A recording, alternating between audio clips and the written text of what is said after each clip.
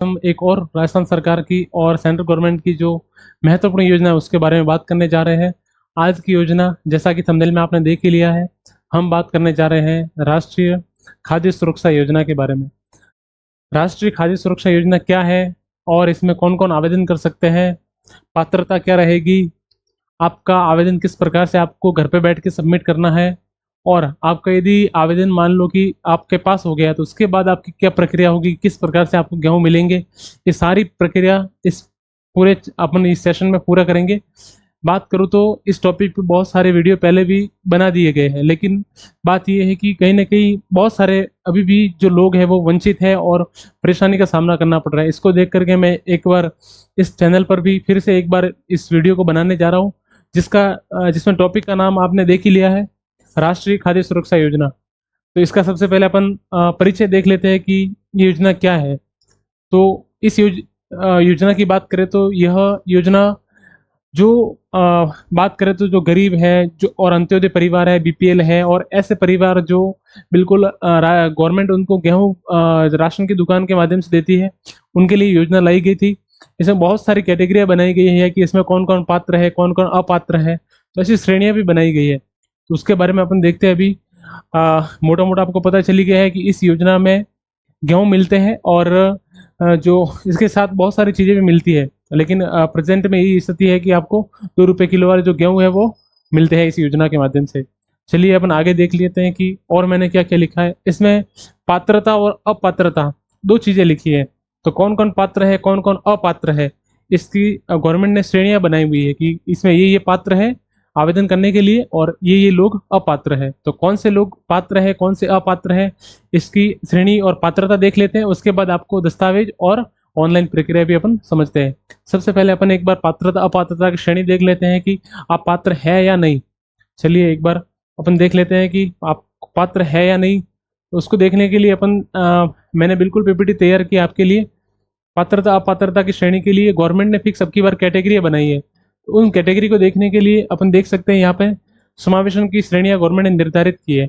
सबसे पहली श्रेणी है अंत्योदय परिवार, जिसमें अंत्योदय परिवार होते हैं वो इसमें शामिल है। दूसरा बीपीएल परिवार, स्टेट बीपीएल परिवार, अन्नपूर्णा योजना के लाभार्थी, यदि अन्नपूर्णा योजना के लाभार्थी वो भी इसमें आवेदन कर सकते हैं। मुख्यमंत्री वृद्धजन सम्मान योजना, इंदिरा गांधी राष्ट्रीय वृद्धजन पेंशन योजना, मुख्यमंत्री एक नारी योजना, इंदिरा गांधी राष्ट्रीय विधवा पेंशन योजना, मुख्यमंत्री विशेष योग्यजन पेंशन योजना और इंदिरा गांधी राष्ट्रीय विकलांग पेंशन योजना। लगभग लगभग जो पेंशन जिनकी आ रही है वो इसमें आवेदन पीपीओ लगा के और इसमें आवेदन कर सकते हैं। इसके आगे अपन देखते हैं कि और क्या कैटेगरी है। तो इसमें सबसे ज़्यादा इसमें आवेदन मेरे को लग रहा है इसी में आएंगे। बात करें तो महानरेगा में 2009-10 से किसी भी वर्ष 100 दिन मजदूरी करने वाला परिवार ग्रामीण क्षेत्र के लिए, यानी कि आपने ग्रामीण क्षेत्र से है और आपने यदि 100 दिन मजदूरी पूरी कर ली है तो आप इस योजना में पात्र हैं। इसके अलावा निराश्रित पुनर्वास परिवार योजना, उसमें कोई शामिल है तो वो कर सकते हैं। शहरी या कथोड़ी जनजाति परिवार है वो शामिल है। और दूसरी भूमिहीन कृषक जिनके पास जमीन नहीं है ग्रामीण क्षेत्र के लिए, तो वो भी इसमें आवेदन भूमिहीन प्रमाण पत्र बनवा के करवा सकते हैं। इसके अलावा बंधुआ मजदूर है कानूनी रूप से, तो उनको भी शामिल किया गया। सीमांत कृषक ये भी एक अच्छी श्रेणी है ग्रामीण क्षेत्र के लिए, जिसमें भी बहुत सारे आवेदन आते हैं, अपन ने देखा है। इसके अलावा वरिष्ठ नागरिक जिनका स्वतंत्र राशन कार्ड तो हो और आयु सामाजिक न्याय एवं अधिकारिता विभाग द्वारा पेंशन योजना की निर्धारित आयु सीमा में हो, बशर्त पात्र नहीं शर्तों में नहीं आते हो। कहने का मतलब ये कि जिनका राशन कार्ड हो लेकिन यदि पेंशन की श्रेणी में आ रहे हो तो इनका आवेदन कर सकते हैं। मुख्यमंत्री जीवन रक्षा कोष भी बनाया हुआ है, कोई दुर्घटना वगैरह या किसी प्रकार से उसमें भी यदि लाभान्वित हुआ है परिवार कभी भी रक्षा कोष से, तो वो भी आवेदन कर सकते हैं। चलिए अपन आगे देख लेते हैं कि और कौन कौन शामिल है। इसके अलावा समस्त सरकारी हॉस्टल में अंतेवासी मतलब रहने वाले, समाज कल्याण, जनजाति विभाग, शिक्षा विभाग, अल्पसंख्यक सभी जो विभाग है उनके स्कूलों का हॉस्टल जो रहने वाले अंतेवासी है उनको भी शामिल किया है। एकल महिला कोई है तो वो भी शामिल की गई है इसमें। इसके अलावा श्रम विभाग में पंजीकृत निर्माण श्रमिक है वो शामिल है। इसमें भी बहुत सारे लेबर डिपार्टमेंट के हैं तो इसमें भी आवेदन आ सकते हैं। पंजीकृत अनाथालय, वृद्धाश्रम और कुष्ठ आश्रम, इस प्रकार की कैटेगरी भी शामिल है। कच्ची बस्ती में निवास करने वाले सर्वेक्षित परिवार शहरी क्षेत्र के लिए वो भी शामिल है। कचरा बीनने वाला परिवार वो भी शामिल है। शहरी घरेलू कामकाजी महिला शहरी क्षेत्र के लिए वो भी शामिल है। जो और इसके अलावा गैर सरकारी सफाई कर्मी है तो वो भी शामिल है। स्ट्रीट वेंडर में भी वो आवेदन आ सकते हैं सिटी के लिए, तो उसमें भी आवेदन करवा सकते हैं। उत्तराखंड त्रासदी वाले परिवार है वो भी शामिल है। तो गवर्नमेंट ने अब की बार बहुत सारी कैटेगरी बना ली है। बहुत सारी से मेरा मतलब है कि जो कैटेगरी आपको मैं बता रहा हूँ वही है। इसके अलावा साइकिल रिक्शा चालक है कोई, साइकिल रिक्शा का चालक, तो वो भी इसमें आवेदन करवा सकता है। पोर्टर को कुली का काम कर रहा है तो वो भी आवेदन करवा सकता है। इसके अलावा कुष्ठ रोगी, कुष्ठ रोग मुक्त व्यक्ति है तो वो भी इसमें आवेदन करवा सकता है। इसके अलावा घुमंतु अर्ध घुमंतु जो कैटेगरी होती है उसमें भी आप अर्ध घुमंतु घुमंतु प्रमाण पत्र बनवा के इसमें आवेदन करवा सकते हैं। पत्रधारी परंपरागत वनवासी परिवार है ये भी करवा सकते हैं। लघु कृषक ग्रामीण क्षेत्र के लिए है तो वो भी आवेदन करवा सकते हैं। आस्था कार्ड धारी कोई परिवार है तो वो भी इसमें आवेदन करवा सकता है। आप वैसे मैं आपको पीडीएफ इसमें पूरी शामिल की है तो आप एक बार अपन देख ही लेते हैं, कोई ज़्यादा कैटेगरी है नहीं, इसमें हो जाएगा। इसके अलावा अनुसूचित जनजाति अत्याचार निवारण अधिनियम 1989 और संपोषित अधिनियम 2015 के अंतर्गत पीड़ित व्यक्ति तो वो भी आवेदन करवा सकता है। एड्स उपार्जित एड्स से ग्रसित कोई व्यक्ति वो करवा सकता है। और सिलिकोसिस रोग से, सिलिकोसिस वाले भी ध्यान दे, आप भी आवेदन कर सकते हैं। इससे ग्रसित कोई व्यक्ति है, परिवार है तो उसका आपको सर्टिफिकेट देना है और आपके गेहूँ आ जाएंगे। इसके अलावा गवर्नमेंट ने क्या क्या कैटेगरी दी है तो बहु विकलांग है, बहुत सारी, जैसे विकलांग गवर्नमेंट ने दे रखा है। और मंद बुद्धि व्यक्ति है तो वो भी इसमें आवेदन करवा सकता है। 21 श्रेणियां गवर्नमेंट ने जारी की, उसमें से कोई एक होनी चाहिए।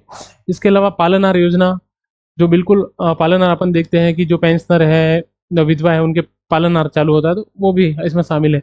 डायन प्रताड़ना वाला कोई पीड़ित महिला है तो वो भी आवेदन करवा सकती है। निसंतान है और वृद्ध हो गए हैं दंपति तो वो भी आवेदन करवा सकते हैं। वृद्ध दंपति नहीं, केवल दिव्यांग संतान है, वृद्ध दंपति है लेकिन दिव्यांग संतान तो वो भी आवेदन करवा सकते हैं। और ट्रांसजेंडर, इनको भी शामिल किया है। तो ये कैटेगरी है, ये परिवार पात्र है।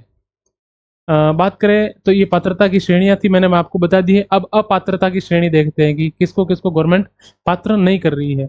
चाहे इस कैटेगरी में भी आ रहा हो लेकिन यदि पात्रता नहीं हो तो आप आवेदन नहीं कर सकते हैं। अपात्रता की श्रेणियां भी महत्वपूर्ण, आप देख लो एक बार के लिए। यदि आप पात्र हैं तो अपन आगे दस्तावेज और आवेदन का प्रोसेस भी समझेंगे। चलिए अपन देख लेते हैं अभी आगे।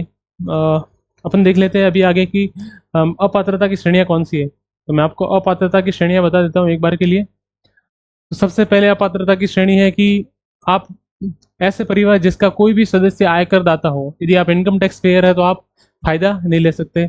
दूसरा है ऐसे परिवार जिसका एक भी सदस्य सरकारी, अर्ध सरकारी, स्वायत्त शासी संस्थाओं में नियमित कर्मचारी, अधिकारी हो अथवा 1 लाख रुपए से वार्षिक आय से अधिक पेंशन प्राप्त करता हो। पेंशन यदि 1 लाख रुपए से अधिक आ रही है तो भी आप आवेदन नहीं कर सकते। ऐसे परिवार जिसके किसी भी एक सदस्य के पास 4 पहिया वाहन हो, ट्रैक्टर और वाणिज्यिक वाहन को छोड़कर, ऐसे किसी के धंधे के लिए, बिजनेस के लिए कोई ट्रैक्टर वगैरह ऐसे वाहन है तो उसकी कोई प्रॉब्लम नहीं है। बाकी घूमने फिरने के लिए कोई वाहन लाया है तो आपको प्रॉब्लम आ सकती है। इसके अलावा ऐसे परिवार जिसके सभी सदस्य स्वामित्व में कुल कृषक भूमि लघु कृषक श्रेणी हेतु निर्धारित सीमा से अधिक हो, यानी कि जो गवर्नमेंट ने लघु कृषक की श्रेणी निर्धारित की उससे अधिक है तो आपको प्रॉब्लम आएगी। बाकी सीमांत, लघु, इनको तो गवर्नमेंट ने शामिल किया है, तो इनको कोई आवश्यकता नहीं है चिंतित होने की। ऐसे परिवार जिसके सभी सदस्य कुल आय 1 लाख रुपए से अधिक हो, यानी सभी सदस्यों के 1 लाख से अधिक है तो आप इसमें प्रॉब्लम में आ सकते हैं। 5वां पॉइंट महत्वपूर्ण है, ऐसा परिवार जिसके पास ग्रामीण क्षेत्र में 2000 वर्ग फुट अधिक स्वयं के रिहायश हेतु निर्मित पक्का मकान हो, वो भी अपात्र है। ये अपात्रता की श्रेणियां बता रहा हूँ। यदि आप इसमें आते हैं तो आप फॉर्म इसमें आवेदन नहीं कर पाएंगे। और आपको बता दूं कि इसमें नोटिस भी आ रहे हैं कि जो उन्होंने गलत तरीके से आवेदन किया उनके नोटिस भी आ रहे हैं। इसके अलावा नगर निगम, नगर परिषद 1000 वर्ग फीट से अधिक क्षेत्रफल में निर्मित पक्का आवासीय मकान व्यावसायिक परिषदधारी कच्ची बस्ती को छोड़कर, तो ये सिटी के लिए, ये ग्रामीण के लिए। इसके बाद नगर पालिका में 1500 स्क्वायर फुट से अधिक क्षेत्रफल निर्मित पक्का आवासीय व्यावसायिक परिसरधारी मकान कच्ची बस्ती को छोड़कर, तो आप आराम से पढ़ सकते हैं। वेबसाइट पे सारे लिखा हुआ है, गूगल पे जाके आप आराम से NFS से लिखोगे तो सारी पात्रता अपात्रता की श्रेणी आपको मिल जाएगी। अब अपन आगे लिख लेते हैं कि पात्रता अपात्रता की श्रेणियां हो गई है एक बार के लिए। अब अपन देखते हैं कि यदि आप इनमें शामिल हैं और किसी प्रकार की अपात्रता नहीं रखते हैं और अपात्रता रखते हैं तो आपको एक, जो मैंने पात्रता बताई थी अभी 33, उनमें से किसी भी कैटेगरी जो शामिल हो रहे हैं आप, जिसमें भी उसका एक डॉक्यूमेंट चाहिएगा, उसको अपलोड करना पड़ेगा आपको। अब अपन देखते हैं कि आपको डॉक्यूमेंट क्या क्या चाहिए।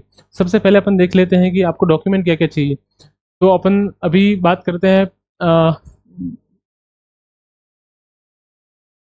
पात्रता अपात्रक श्रेणी देखने के बाद अब अपन बात करते हैं कि आपको दस्तावेज क्या क्या चाहिए। तो सबसे पहले आपको दस्तावेज में एक एक करके बता देता हूँ। आपको सबसे पहले चाहिए राशन कार्ड, सबसे पहले चाहिए राशन कार्ड,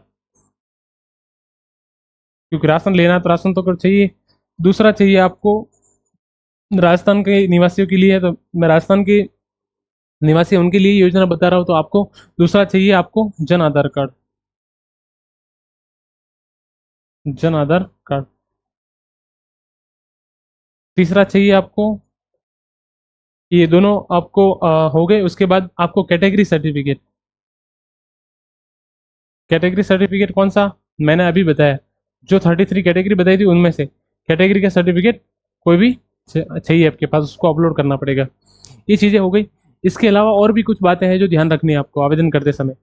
इन डॉक्यूमेंट्स के अलावा सबसे पहले आपको, जब भी आप आवेदन करने जाओगे तो उस प्रक्रिया में अपन आगे बात कर लेते हैं, बाकी आपको डॉक्यूमेंट यही चाहिए।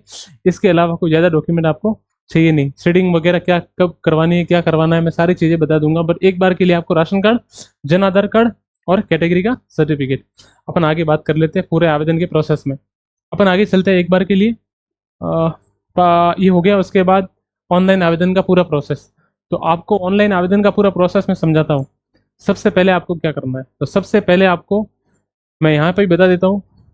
सबसे पहले आपको क्या करना है, तो ऑनलाइन आवेदन में सबसे पहले आप क्या करोगे, पहला आप क्या करोगे, सबसे पहले आप क्रोम पे या फिर गूगल, जो भी आप ब्राउजर चलाते हो, इस पे लिख देना NFSA। जैसे NFSA लिखोगे, उसमें नीचे नीचे लिखा हुआ आएगा कि खाद्य सुरक्षा योजना में आप आवेदन के लिए यहाँ क्लिक करें। तो आप वहाँ पे क्लिक कर लोगे। जैसे क्लिक करोगे ये पोर्टल खुल जाएगा, खाद्य सुरक्षा आवेदन फॉर्म। यहाँ पे डिस्ट्रिक्ट सेलेक्ट करना है, जैसे कि यहाँ किया हुआ है। यहाँ पे राशन कार्ड संख्या लगानी है आपको, जो भी आपके राशन कार्ड पहले से बना हुआ है। अब आगे चलते हैं कि इसके आगे क्या होगा। तो इसके आगे अपन बात करते हैं कि सबसे पहले ये हो गया। इसके बाद अपन क्या करेंगे, इसके बाद आप देखोगे तो यहाँ पे सबसे महत्वपूर्ण जानकारी है। यहाँ पे बात ये है कि जो आधार कार्ड है वो इनसे जुड़े हुए हैं। कहने का मतलब है आधार कार्ड संख्या राशन कार्ड से जुड़ी हुई है, तभी हाँ हुआ, हाँ हाँ लिखा हुआ आएगा, नहीं तो यहाँ पे नहीं लिखा आएगा बड़ा सा। और सभी की यदि नई नहीं है तो फिर DSO ऑफिस जाके आपको इसमें आधार कार्ड जुड़वाना पड़ेगा। और यदि हाँ हाँ लिखा हुआ है, इसके बाद क्या करना है, यदि लिखा हुआ है तो, नहीं लिखा हुआ तो DSO ऑफिस जाके शेडिंग करवा सकते हैं। स्वयं भी कर सकते हैं, लेकिन उसकी शर्त यह है कि किसी एक जो व्यक्ति है उसकी सीडिंग हुई होनी चाहिए पहले से। यदि किसी की नहीं हुई फिर तो आपको DSO ऑफिस से जाना पड़ेगा। अपन देखते हैं कि जैसे ही आप सीडिंग करवा के आ जाओगे, आधार जुड़ा हुआ हो जाएगा, तब आप हाँ हाँ लिखा आएगा। उसके बाद क्या करना है आपको, एक चुने लिखा आएगा, किसी पे भी फैमिली का सदस्य एक चुन के उस पर OTP भेजोगे। जैसे वो OTP उसके मोबाइल पे जाएगा, तो वो OTP लेके आप और यहाँ पे लगा देना, नीचे यहाँ OTP लगा के सबमिट कर देना। जैसे सबमिट करोगे तो आगे वाला पोर्टल खुल जाएगा। अब ये पोर्टल ऐसे खुल जाएगा, खाद्य सुरक्षा का प्रकार नहीं, और ये राशन कार्ड संख्या, और आपका जो भी राशन कार्ड वगैरह नाम, ये सारी चीज़ें, राशन कार्ड में कितने मेंबर हैं, वो सारी चीज़ें आपके सामने आ जाएगी। जैसे ही सदस्यों की संख्या सारी चीज़ें आ जाती है, उसके बाद आपको क्या करना है, सबसे पहले आपको व्यवसाय वगैरह चुनना है, व्यवसाय क्या क्या है। इसके अलावा गैस एजेंसी है तो गैस एजेंसी आप बिल्कुल इसमें LPG ID वगैरह लगवा सकते हो, जिसका भी आपको फायदा फ्यूचर में हो जाएगा। इस प्रकार से ये लिख के, और सबसे उसके बाद लगाना है आपको यहाँ पे जन आधार संख्या। आप जन आधार संख्या जैसे ही एंटर करोगे यहाँ पे, उसके बाद ऑप्शन आएगा आपके पास जन आधार खोजे, तो इस पे क्लिक कर लेना। जैसे इस पे क्लिक करोगे तो यहाँ पे क्या होगा, एक सबसे बड़ी महत्वपूर्ण बात है, यहाँ मैपिंग का ऑप्शन है। मैपिंग से मतलब है कि राशन कार्ड में जितने मेंबर हैं उतने ही जन आधार में होने चाहिए, और जन आधार कार्ड और राशन कार्ड में दोनों मेंबर, जितने भी मेंबर हैं, उनके नाम, डेट ऑफ बर्थ एक जैसी होनी चाहिए, या किसी के नाम में किसी प्रकार का कोई अंतर नहीं चलेगा, स्पेलिंग का अंतर भी नहीं चलता है। तो फिर उसके, यदि मान लो स्पेलिंग का अंतर है दोनों में, राशन कार्ड के जितने मेंबर है, मान लो कि इसमें 2 मेंबर है राशन में और जन आधार में 3 है, तो ऐसा भी नहीं चलेगा, दोनों में 2-2 मेंबर ही चाहिए। दोनों की मैपिंग भी चाहिए। दोनों की मैपिंग से मतलब है कि दोनों की मैपिंग अपने को यहाँ पे करनी पड़ेगी। क्लिक करके या लिखा आएगा कि आपकी मैपिंग हो गई है सक्सेसफुली। अब जैसे ही एक आज करोगे तो कल तक हो जाती है, यानी 24 घंटे का टाइम लेता है। उसके बाद आप आवेदन कर सकते हैं। तो मैपिंग यहाँ से क्लिक करके, जैसे कि कोई नाम लिखा हुआ XYZ, तो इसी में भी उस XYZ कोई सामने आएगा, उसी को क्लिक करना है। दूसरे को नहीं क्लिक करना है। इस प्रकार से आपको यहाँ पे मैपिंग हो जाएगी। मैपिंग जैसे हो जाती है, फिर आपको क्या करना है, ये इस प्रकार की श्रेणियां खुल जाएगी आगे। यदि आपके मैपिंग नहीं होती है तो फिर ऐसे बता देगा कि आपकी लंबित है और पहले मैपिंग करवाओ, और मैपिंग नहीं करवाओगे जब तक फॉर्म भरने वाला नहीं है। इसलिए सबसे पहले मैपिंग भी जरूरी है। मैपिंग आप समझ गए हैं एक बार के लिए, यदि नहीं समझे तो एक बार दोबारा देख लेना, आपको समझ में आ जाएगा। अब आगे चलता हूँ, क्योंकि वीडियो ज़्यादा भी लंबा अच्छा नहीं लगेगा मुझे भी और आपको भी। इसके बाद जैसे ही आप यहाँ पे क्लिक कर लोगे, उसके बाद क्या होगा, ये सारी कैटेगरी है उनको क्लिक करना है, सबको सबको टिक लगा देना है। अब कौन सी श्रेणी है, तो ये भी श्रेणी है वही है, निष्कासन की श्रेणी। कि मैं इसमें लिखा हुआ गवर्नमेंट ने ऐसा है कि भाई ये निष्कासन श्रेणियां मेरे अंडर में नहीं आती, यानी कि मैं इसमें पात्र हूँ, ये अपात्रता की श्रेणियां मुझे प्रभावित नहीं कर रही है, ऐसा आप क्लिक करोगे सब पे, आगे टिक लगा देना। फिर आप क्या करोगे, यहाँ पे श्रेणी चुन लेना। श्रेणी से मतलब है कि आप जैसे ही श्रेणी चुनोगे, आपको मैं बता देता हूँ अभी आगे। हाँ, इस प्रकार से श्रेणी चुनने में आप जैसे जो भी कैटेगरी आपकी लग रही है वो ले लेना, जैसे कि S T S C O B C सामान्य जो भी है वो आप यहाँ से क्लिक करके ले लोगे। इसके बाद क्या होगा, तो इसके बाद आपके सामने ये समावेशन की श्रेणी ढूंढनी है आपको। समावेशन की श्रेणी कौन सी, वही जो अपने अभी आगे 33 जो आपने देखी थी, वही उन समावेशन श्रेणी में से एक भी एक श्रेणी जो भी लोगे आप, जैसे कि कोई सी भी ले ली, अर्धघमुतु ले ली, पालन आहारवारी ले ली, जो भी श्रेणी लोगे उसका एक डॉक्यूमेंट 150 KB तक ही देना है। जैसे कि आपने कोई से भी डॉक्यूमेंट ले लिया, पेंशनर ले लिया, तो उसका पीपीओ डालना है आपको। इस प्रकार से सारी कैटेगरी के डॉक्यूमेंट, लघु सीमांत कृषक जो भी ले लिया, पालनहार का ले लिया, किसी का भी ले लिया, तो उस सारे डॉक्यूमेंट यहाँ पे एक जो कैटेगरी ली है उसी का डॉक्यूमेंट यहाँ पे अपलोड कर लेना। उसके बाद यहाँ पे टिक लगा के और इसको सेव कर लेना। जैसे ही सेव करोगे तो आपका फॉर्म सबमिट हो जाएगा। अब फॉर्म सबमिट हो गया आपके पास, आपका जब चेक करोगे जैसे बताएगा, एप्लीकेशन नंबर आपके पास आ जाएंगे और आपको बताएगा कि आपका फॉर्म सफलतापूर्वक सबमिट हो गया है, रजिस्ट्रेशन सक्सेसफुल हो गया है, और आप अभी वेट करिए, आपका अभी चेक होगा, उसके बाद प्रक्रिया चालू होगी। इसके बाद क्या करना है, इसके बाद की बातें भी अपन आगे करते हैं कि आपको जैसे ही आपने फॉर्म तो सबमिट कर लिया, इसके बाद क्या करना है। तो इसके बाद आपको क्या करना है मैं बताता हूँ आगे।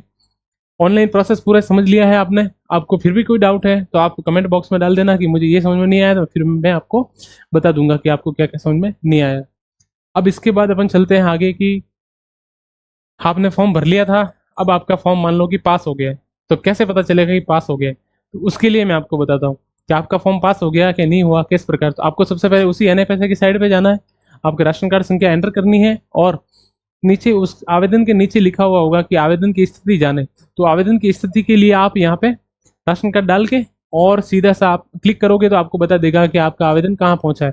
बीडीओ द्वारा एसडीओ को भेजा गया, एसडीओ ने आपके जांच चल रही है, जांच करके आपको आगे भेज दिया गया है। उसके बाद जैसे पूरी जांच चलेगी ये, क्योंकि एसडीओ बीडीओ को भेजेगा, बीडीओ वापस आगे भेजेगा पंचायत, फिर उसमें आपके जांच आएगी, देखेंगी कि आपके डॉक्यूमेंट सही है, आप वास्तव में पात्र है इस श्रेणी में। उसके बाद वापस रिपोर्ट प्रेषित, जांच करके प्रेषित होगी। उसके बाद आपका एक ऑर्डर आएगा कि आप इसमें पात्र है और आप इस कैटेगरी के लिए पात्र हैं, और आपको गेहूं इस महीने से मिलने शुरू हो जाएंगे। आपका पूरा ऑर्डर आएगा, उस ऑर्डर को लेके लेमिनेशन करके रख देना। और इसके बाद आपको क्या क्या करना है, पास हो गया आपके, उसके बाद क्या करना है, आपने देख लिया ऑर्डर आ गया आपके पास। इसके बाद क्या करना है, तो सबसे पहले तो आपको उस आधार कार्ड में शेडिंग, राशन और आधार शेडिंग करवानी है। जैसे कि वैसे तो हो रखी होगी, फिर भी ऐसे सदस्य जिनकी नहीं हो रखी तो उनकी शेडिंग करवा देना। शेडिंग से मतलब है कि किसी के बाकी होगी सदस्यों के तो उनके करवा लेना, बाकी हो रखी है तो उनके कोई करवाने की जरूरत नहीं है। इसके बाद जो ऑर्डर है उसको लेके आप जाओगे सीधे राशन की दुकान पे, और सीडिंग बाकी है तो फिर तो मैं साइड पे बताता हूँ कैसे करनी है सीडिंग। यदि और सीडी केवाईसी बाकी है यदि किसी के, तो फिर केवाईसी सभी की जाके राशन की दुकान पे जाके ई केवाईसी करवानी है। कौन सी ई केवाईसी, जो राशन की ई केवाईसी होती है उस मशीन पे, कोई मशीन दे रखा है उस पे जो साइड पे यहाँ पे जो ई केवाईसी होती है मशीन पे, वहां जाके ई केवाईसी करवानी है आधार वाली। और आधार की सीडिंग है, आधार की सीडिंग वो यहाँ पे हो जाएगी, आधार सीडिंग होगा वो ई मित्रा और CSC या आप खुद कर सकते हैं, इसमें तो कोई ज्यादा है नहीं। सीडिंग का बता देता हूँ मैं आपको कैसे करना है, समझ गए ना आप। इस प्रकार से आपको ये फॉर्म की पूरी प्रक्रिया अपनानी है। एक देख लेते हैं, उसके बाद मैं आपको साइड पे ले जाके भी कुछ बातें बता देता हूँ। अब यही तक था मेरे हिसाब से, सारी चीज़ें मैंने लगभग बता दी है। थैंक्स की बात है, 2 मिनट के लिए रोक देते हैं अपन, आगे एक बार वो साइड आपको बता देता हूँ, फिर अपन ये बात। फूड डिपार्टमेंट आ गया, इसको क्लिक कर लेना। जैसे आप क्लिक करोगे तो ये सीधा ही राजस्थान वाला ही खुल जाएगा, फूड डिपार्टमेंट खुल गया। अब मैं आपको यहाँ पे बता रहा था कि यहाँ पे नीचे आओगे आप, तो यहाँ पे खाद्य सुरक्षा के लिए आवेदन करें। आवेदन के नीचे आपको स्वतः हटने गिव अप अभियान भी दे रखा है गवर्नमेंट ने। कहने का मतलब है कि आप गलती से मान लो पहले कभी जुड़ गए तो आप इसमें आराम से हट सकते हैं। गिव अप अभियान भी गवर्नमेंट ने दे रखा है। इसका कारण ये है कि बहुत सारे लोग जो अपात्र है फिर भी इसमें शामिल हो जाते हैं किसी न किसी कारणवश, तो उनको बाहर निकलने के लिए गवर्नमेंट ने मौका दे रखा है, आप आराम से इससे बाहर निकल सकते हैं। इसके अलावा आधार सीडिंग, जो आधार सीडिंग की बात कर रहा था, आवेदन का प्रोसेस पूरा मैंने बता ही दिया है, फिर भी एक बार देख लेते हैं। मैंने बताया था अभी आपको वही है, आवेदन यहाँ से कर लेना, मैंने बताया पूरा प्रोसेस वही है। और यहाँ से आप स्थिति देख लेना कि स्थिति, आवेदन की स्थिति क्या है, हुआ कि नहीं हुआ, किस प्रकार से जानकारी, ये बातें हैं। तो अब यहाँ पे वापस आ जाते हैं। इसके बाद अपन केवाईसी की बात कर ले रहे हैं। तो यहाँ पे आपको क्लिक करना है। जैसे यहाँ पे क्लिक करोगे तो आप यहाँ पे राशन कार्ड नंबर एंटर करके कैप्चा फिल करोगे, खोजे पे जाओगे, आपको सीडिंग भी केवाई सीडिंग और केवाईसी दोनों ही बता देगा। और हो सकता है आपकी सीडिंग नहीं हो रखी हो किसी की, तो यहाँ पे ये ऑप्शन दे रखा है राशन कार्ड में आधार सीडिंग करने के लिए क्लिक करें, तो यहाँ पे क्लिक कर लेना और राशन कार्ड जिला चुन के और यहाँ पे राशन कार्ड संख्या डाल देना। खोजे पे क्लिक करोगे तो वही आपके सामने सदस्य खुल जाएंगे और आपको बता देगा कि भाई आपकी इसकी सीडिंग बाकी है और आधार कार्ड संख्या उसकी ले लेना, इससे ओटीपी जाके और उसी सदस्य का नाम नीचे बताएगा जिसके बाकी होगी, तो उसका आधार कार्ड लगा के ओटीपी भेज देना, बिल्कुल ये केवाईसी हाथों हाथ हो जाएगी। इतना सिंपल सा प्रोसेस है। तो आप केवाईसी समझ ही गए हैं और लगभग लगभग सारी जानकारी मैंने दे दी है। बात करें इस आज के इस सेशन की, तो लगभग लगभग सारी चीज़ें मैंने बता दी है। फिर भी यदि कोई ऐसा लगे कि हाँ समझ में नहीं आया और किसी प्रकार का कोई डाउट लग रहा है तो मुझे बता देना कमेंट बॉक्स में ही। बाकी सारी चीज़ें कोशिश यही की है कि आपको लगभग लगभग सारी चीज़ें समझ में आ जाए। बहुत बहुत धन्यवाद आपका। बात यही है कि यदि प्रॉब्लम फिर भी आ रही है तो मुझे बता देना। बाकी थोड़ा टाइम जरूर हुआ है इस योजना को आए हुए, और आवेदन कब से चालू है, 5-6 महीने हो गए और अच्छे तरीके से आवेदन चल रहे हैं। जरूर अपन लेट हुए, लेकिन अब आगे जो भी योजना आएगी उसमें अपडेट तुरंत देंगे। थोड़ी सी बात ये है कि अपन चैनल भी लेट ही खोला है, तो कोई ज़्यादा दिक्कत वाली बात है नहीं। जो भी बंधु बाकी रहे या फिर जिन्हें जानकारी नहीं थी या फिर जो परेशान हो रहे थे, उनके लिए सबसे पहले ये है कि आप इस वीडियो को आराम से देख लो, या जिसको किसी को गेहूं चाहिए उसको आराम से बता दो, समझ के पूरा प्रोसेस, उसके बाद ही आवेदन करना। नहीं तो क्या होगा कि मैंने देखा है कि बहुत सारे आवेदन ऐसे ही भर दिए फॉर्म, वो सारे आवेदन संशोधित करे ना, सेंड बैक आए हुए पड़े। ऐसा फिर मतलब नहीं रहेगा आपको। बहुत बहुत धन्यवाद।